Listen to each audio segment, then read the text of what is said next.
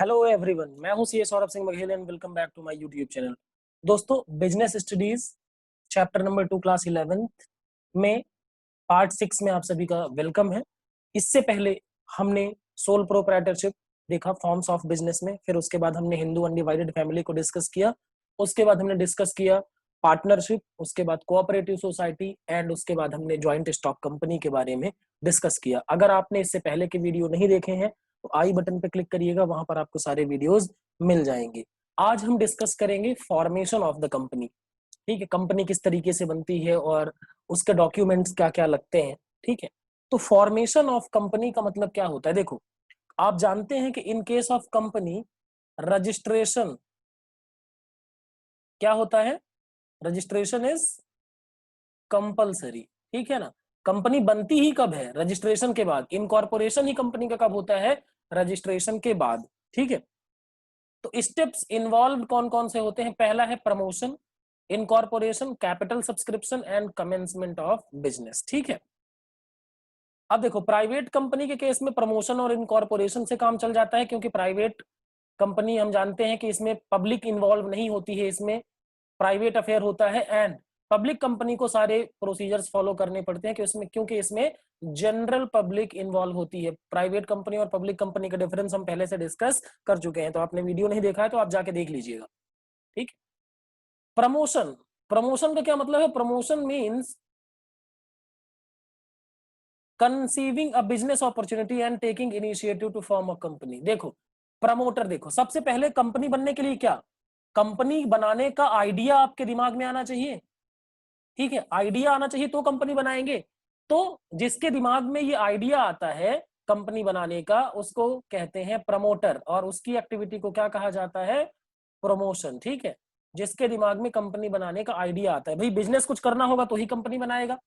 ठीक है, अब स्टेप्स इन प्रमोशन क्या क्या है? पहला, आइडेंटिफिकेशन ऑफ बिजनेस अपॉर्चुनिटी। सबसे पहले आपको पहचानना पड़ेगा कि आप क्या बिजनेस करना चाहते हैं, क्या बिजनेस अपॉर्चुनिटी है आपके लिए। ठीक है, दूसरा, फिजिबिलिटी स्टडीज। आप चेक करेंगे कि जो बिजनेस अपॉर्चुनिटी जिसके बारे में आप बिजनेस करने के लिए सोच रहे हैं, क्या वो मार्केट में फिजिबल है। मतलब मान लीजिए आप जो प्रोडक्ट बनाने का सोच रहे हैं, क्या वो मार्केट में बिकेगा। इसके लिए आपको सर्वे कराना पड़ेगा, सारी चीजें होंगी।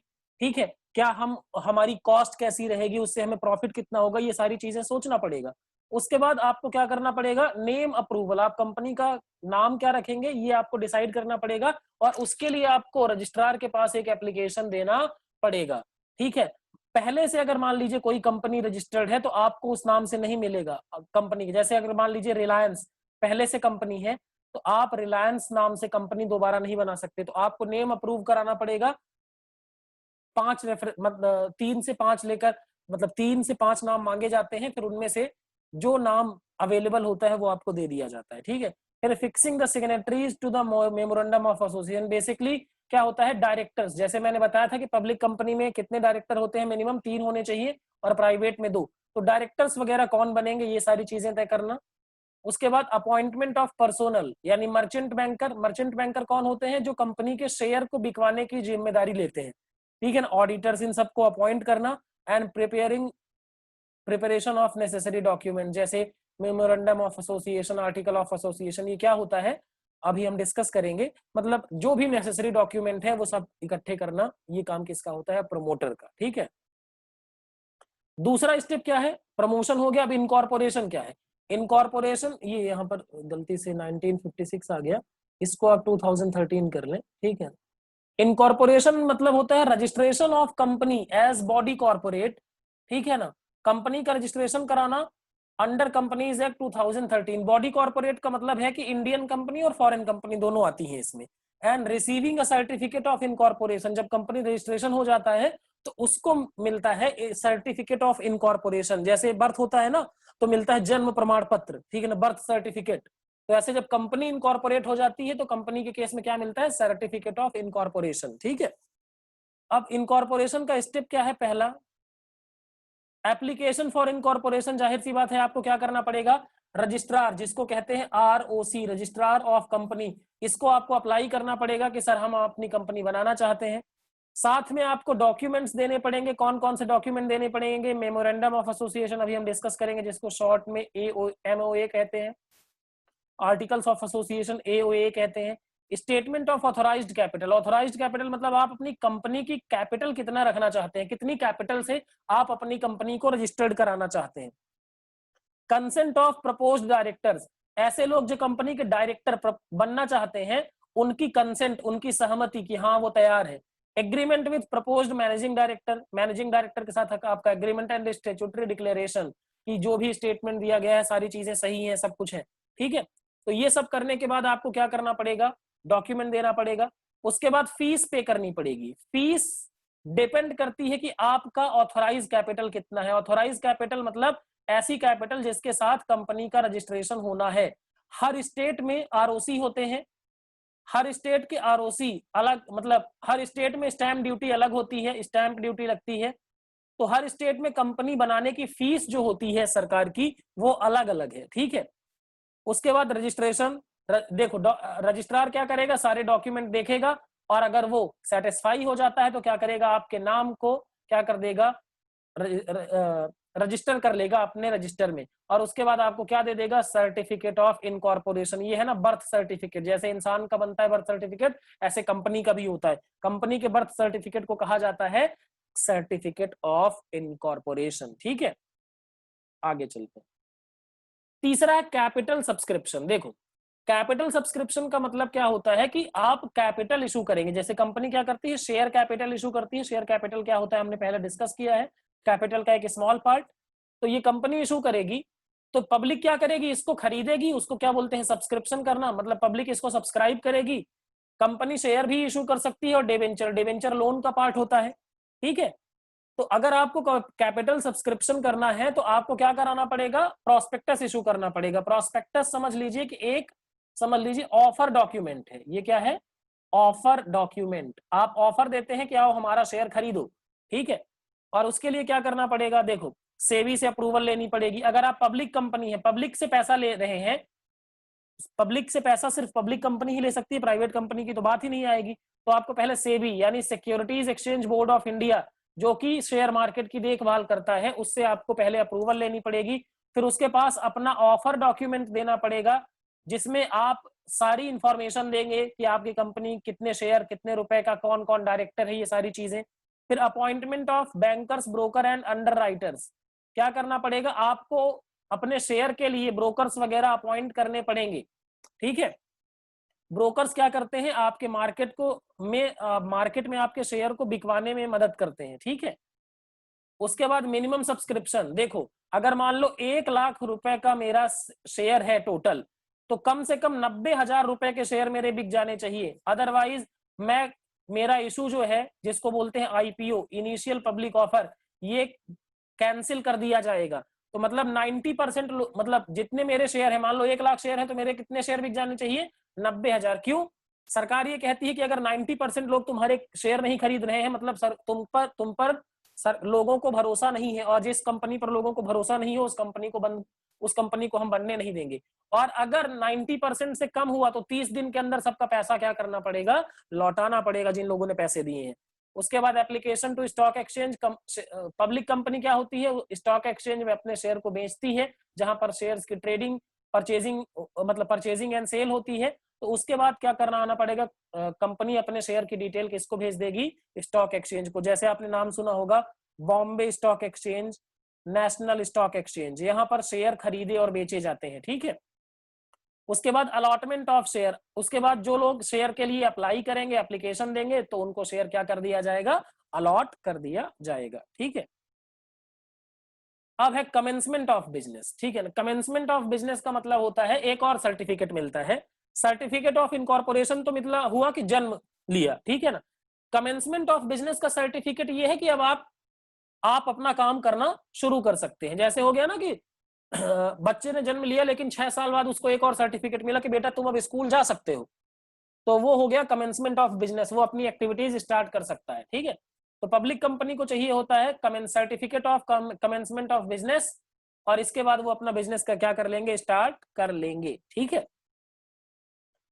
अब जो डॉक्यूमेंट होते हैं कंपनी के केस में इंपोर्टेड डॉक्यूमेंट, ठीक है, वो कौन कौन से हैं? Memorandum of association. सबसे इंपॉर्टेंट डॉक्यूमेंट अगर किसी कंपनी का होता है वो होता है memorandum of association. It is a principal document of a company, charter document है, मतलब कंपनी को ले, इसमें सारी कंपनी की डिटेल्स दी जाती हैं, ठीक है। मतलब कंपनी इस डॉक्यूमेंट के अगेंस्ट कोई काम नहीं कर सकती, ठीक है। No company can be registered without memorandum of association. किसी भी कंपनी का रजिस्ट्रेशन होगा ही नहीं जब तक वो मेमोरेंडम ऑफ एसोसिएशन ना बनाए। ये क्या है? लाइफ गिविंग डॉक्यूमेंट है, बर्थ गिविंग। कंपनी को जन्म चाहिए, कंपनी को पैदा होना है तो क्या होना चाहिए? मेमोरेंडम ऑफ एसोसिएशन होना चाहिए। फिर है contents of memorandum of association. क्या क्या लिखा जाएगा? सबसे पहले नेम लिखा जाएगा, कंपनी का नाम क्या होगा, और ठीक है ना, और ये आइडेंटिकल नहीं होना चाहिए। आइडेंटिकल नहीं होना चाहिए मतलब आइडेंटिकल और सिमिलर नहीं होना चाहिए जिस जो नाम पहले से है। जैसे मैंने बोला ना, रिलायंस नाम पहले से है तो आप रिलायंस नाम से दूसरी कंपनी नहीं बना सकते। फिर सिचुएशन क्लॉज, मतलब कंपनी का एड्रेस कहाँ होगा, मतलब कौन से स्टेट में कंपनी का रजिस्टर्ड ऑफिस होगा। जैसे मान लीजिए अगर आप एमपी में बनाते हैं, आप बनाते हैं मान लीजिए भोपाल में अपनी कंपनी, तो आपका रजिस्टर्ड ऑफिस कहाँ होगा? भोपाल में होगा, और आपका स्टेट क्या होगा? एमपी, ठीक है। उसके बाद ऑब्जेक्ट क्लॉज। ऑब्जेक्ट क्लॉज में आप बताएंगे कि आप कौन से बिजनेस के लिए अपनी कंपनी फॉर्म कर रहे हैं, ठीक है। आपको स्पेसिफिकली बताना पड़ेगा। जैसे मान लीजिए आप टायर बनाना चाहते हैं तो आप टायर ऑब्जेक्ट क्लॉज में लिखेंगे कि हम क्या बनाना चाहते हैं? मैन्युफैक्चर करना चाहते हैं टायर। अब टायर बनाने वाली कंपनी, ठीक है ना, टायर बनाने वाली कंपनी जो है वो टायर से रिलेटेड एक्टिविटीज, बनाने से रिलेटेड एक्टिविटी ही करेगी। वो किराने की दुकान नहीं खोल सकती, ग्रोसरी स्टोर नहीं बना सकती, ठीक है। क्यों? क्योंकि आपको बताना पड़ेगा स्पेसिफिक, आप जो भी मेमोरेंडम क्लॉज में लिखा है उससे अलग नहीं कर सकते। उसके बाद है लाइबिलिटी क्लॉजेज। लाइबिलिटी क्लॉज मतलब आप जानते हैं कंपनी के केस में शेयर मेंबर्स की लाइबिलिटी जो होती है वो लिमिटेड होती है, तो वहां लिखना पड़ेगा कि liability of members is limited, ठीक है। उसके बाद कैपिटल, कितनी ऑथोराइज कैपिटल से, कितनी ऑथोराइज कैपिटल है, मतलब कितने कैपिटल के साथ कंपनी का रजिस्ट्रेशन किया जा रहा है, इसको लिखा जाता है कैपिटल क्लॉज में। एंड एसोसिएशन क्लॉज, कौन कौन से लोग अपनी कंपनी में, जैसे अब पब्लिक कंपनी में मिनिमम कितने मेंबर होने चाहिए? 7 मेंबर्स। तो ये 7 मेंबर्स का क्या करना पड़ेगा? साइन कराना पड़ेगा कि ये सातों लोग हमारी कंपनी के मेंबर बनने के लिए तैयार हैं, सब्सक्राइब करने के लिए तैयार हैं, तो वो आता है एसोसिएशन क्लॉज में, ठीक है। अब बात कर लेते हैं आर्टिकल्स ऑफ एसोसिएशन, ठीक है। अब आर्टिकल्स ऑफ एसोसिएशन, जैसे memorandum of association is the supreme document of the company, उससे मतलब उस जो डॉक्यूमेंट में लिखा है वो फॉलो करना पड़ेगा, कंपनी उसके अगेंस्ट नहीं जा सकती। आर्टिकल्स ऑफ एसोसिएशन क्या है? यहाँ पर रूल्स बनाए जाते हैं internal management of the company के लिए, ठीक है। आर्टिकल्स में क्या बताया जाता है? Duties, rights, powers of the officer and board of director, ठीक है। जैसे अमाउंट ऑफ शेयर कैपिटल, और उसमें कितने शेयर 5 रुपए वाले होंगे, कितने शेयर 2 रुपए वाले होंगे, कितने शेयर 10 रुपए वाले होंगे, ठीक है। और ये सारी डिटेल्स आप देख सकते हैं। तो मतलब कंपनी का किस तरीके से इंटरनल मैनेजमेंट किया जाएगा, मतलब डायरेक्टर को कैसे अपॉइंट करेंगे, डायरेक्टर को निकालना है तो कैसे निकालेंगे, डिविडेंड कैसे डिक्लेयर किया जाएगा, क्या कैसे पे किया जाएगा, उसके अलावा कंपनी बंद होगी तो कैसे होगी, ये सारी चीजें क्या होंगी? आर्टिकल्स ऑफ एसोसिएशन में लिखी जाएंगी, ठीक है। ये आप पढ़ लीजिएगा, इतना इंपॉर्टेंट नहीं है कंटेंट्स ऑफ आर्टिकल्स, ठीक है। उसके बाद बात करते हैं प्रोस्पेक्टस। मैंने बोला ना कि पब्लिक कंपनी अपने शेयर, पब्लिक कंपनी क्या करती है? अपने शेयर को, पब्लिक कंपनी अपने शेयर को क्या कर सकती है? पब्लिक को बेच सकती है, ठीक है ना, टू पब्लिक। तो पब्लिक को शेयर बेचने के लिए कंपनी को क्या करना पड़ेगा? एक डॉक्यूमेंट इशू करना पड़ेगा जिसका नाम है प्रोस्पेक्टस। क्या? प्रोस्पेक्टस, ठीक है ना। अब इसमें प्रोस्पेक्टस में क्या करना पड़ेगा? देखो, invites deposits from the public to purchase share और डिवेंचर ऑफ द कंपनी, ठीक है। डॉक्यूमेंट प्रोस्पेक्टस है जिसमें सारी कंडीशंस बताई जाती हैं कि हमारी कंपनी में इतने डायरेक्टर हैं, इतने में इतने रुपए का शेयर होगा, हमारा ऑफिस ये है, सारी चीजें सब डिटेल में बताया जाता है। और प्रोस्पेक्टस में कुछ भी गलत लिख दिया गया तो बहुत खासी अच्छी खासी पेनाल्टी लगती है उन लोगों को जिन्होंने प्रोस्पेक्टस पे साइन किया है।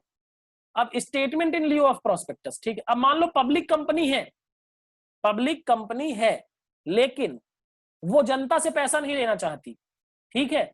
तो वो क्या कर सकती है, statement in lieu of prospectus. इसका मतलब होता है कि प्रोस्पेक्टस की जगह पर एक नॉर्मल सा स्टेटमेंट इशू किया जा सकता है। इसमें डिटेल वही होगी, लेकिन इसमें पब्लिक को इनवाइट नहीं किया जाएगा, ठीक है।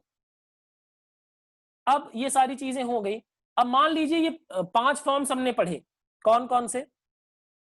सोल प्रोप्राइटर, उसके बाद हिंदू अनडिवाइडेड फैमिली, उसके बाद हमने देखा पार्टनरशिप, उसके बाद हमने देखा कोऑपरेटिव सोसाइटी, और उसके बाद हमने देखा कंपनी। अब बताएं हमें बिजनेस करना है तो इन पांचों में से कौन सा चूज करें, कौन सा फॉर्म ऑफ बिजनेस हम सेलेक्ट करें, ऑप्ट करें, ये डिसाइड करना पड़ेगा। तो ये डिसाइड करने में कई सारे फैक्टर्स ध्यान में रखने पड़ेंगे, ठीक है। जैसे cost and ease of setting up an organisation. मान लीजिए आप चाहते हैं कि आपको ऑर्गेनाइजेशन को सेटअप करने में यानी चालू करने में ज्यादा खर्चा ना करना पड़े, तो आप सोल प्रोप्राइटरशिप बना लीजिए, सबसे कम खर्चा लगेगा। लेकिन अगर आपके पास पैसे की कोई दिक्कत नहीं है, खर्चे कर सकते हैं, तो फिर आप कंपनी बना सकते हैं, क्योंकि कंपनी में लीगल फॉर्मेलिटीज ज्यादा होती है। दूसरा है कैपिटल कंसीडरेशन। अगर आपको कम पैसा लगाना है बिजनेस में, कोई दिक्कत नहीं है, तो आप सोल प्रोप्राइटरशिप से शुरू कर दीजिए, पार्टनरशिप से शुरू कर दीजिए। लेकिन आपको ह्यूज अमाउंट ऑफ रिसोर्स चाहिए, तो आपको क्या करना पड़ेगा, कंपनी बनानी चाहिए, ठीक है। फिर नेचर ऑफ बिजनेस। अब नेचर ऑफ बिजनेस मतलब देखो भैया, पर्सनल अटेंशन वाली चीजें हैं, छोटी काम करने हैं, तो आप जैसे आप देख लें सलून है, ठीक है, नाई अकेला ही रहता है, वो प्रोप्राइटरशिप में रहता है।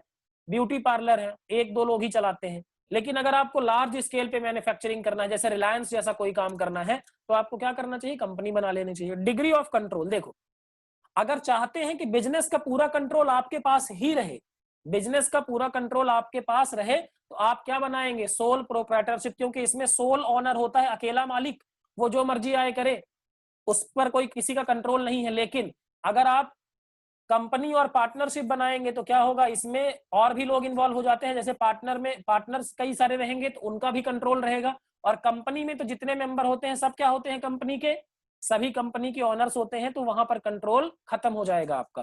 तो अगर आप कंट्रोल चाहते हैं तो सोल प्रोप्राइटरशिप, और कंट्रोल अगर नहीं चाहते तो पार्टनरशिप और कंपनी भी बना सकते हैं। And liability and degree of risk, अगर आप रिस्क उठाने के लिए तैयार हैं तो आप सोल प्रोप्राइटरशिप या पार्टनरशिप शुरू कर सकते हैं। लेकिन अगर आपको कम रिस्क चाहिए तो आपको क्या करना चाहिए, कंपनी बनाना चाहिए, क्योंकि कंपनी के केस में लाइबिलिटी ऑफ शेयर होल्डर क्या होती है, लिमिटेड। सोल प्रोप्राइटरशिप और पार्टनरशिप के केस में, सोल प्रोप्राइटरशिप के केस में प्रोप्राइटर की लाइबिलिटी अनलिमिटेड होती है, और पार्टनरशिप के केस में पार्टनर्स की लाइबिलिटी अनलिमिटेड होती है। तो दोस्तों, ये यहाँ पर आपका चैप्टर नंबर 2 बिजनेस स्टडीज का फिनिश होता है। अगर आपको ये वीडियो अच्छा लगा तो लाइक कीजिएगा, और वीडियो अपने क्लासमेट के साथ जरूर शेयर करें। और जिन लोगों ने चैनल सब्सक्राइब नहीं किया है, चैनल सब्सक्राइब करें, कमेंट करके फीडबैक दे दिया करो, और अपने लाइक भी कर दिया करो वीडियो, इससे मुझे भी मोटिवेशन मिलता है। So thank you very much.